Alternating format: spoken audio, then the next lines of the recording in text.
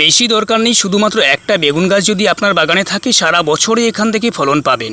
সার বা কীটনাশক নয়, বেগুন গাছের ক্ষেত্রে সাধারণ কিছু পরিচর্যা আপনাকে প্রথমত পাত্র হিসাবে যেটাকে ব্যবহার করেছেন তার ড্রেনেজ ঠিক রাখুন, অতিরিক্ত জল যাতে সবসময় নিষ্কাশন হয়ে চলে যেতে পারে।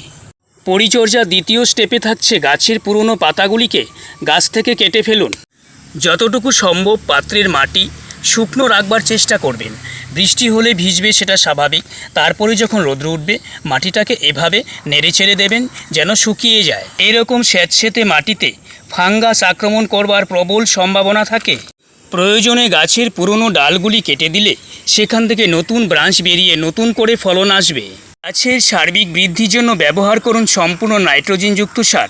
জৈবভাবে করলে এক্ষেত্রে আপনি ব্যবহার করতে পারেন সবজির খোসা, সর্ষের খোল, পাতা পচা সার, গোবর। এগুলো অনায়াসেই ব্যবহার করা যায়। ব্যবহার করবার আগে মাটিটাকে অবশ্যই শুকিয়ে নেবে। ফুল ঝরা বন্ধ করতে নাইট্রোজেন সারের পরিমাণ কমিয়ে গুরুত্বপূর্ণ হিসাবে পটাশ প্রয়োগ করুন। উল্লেখযোগ্য উপাদান হিসাবে কলার খোসা অবশ্যই অনস্বীকার্য।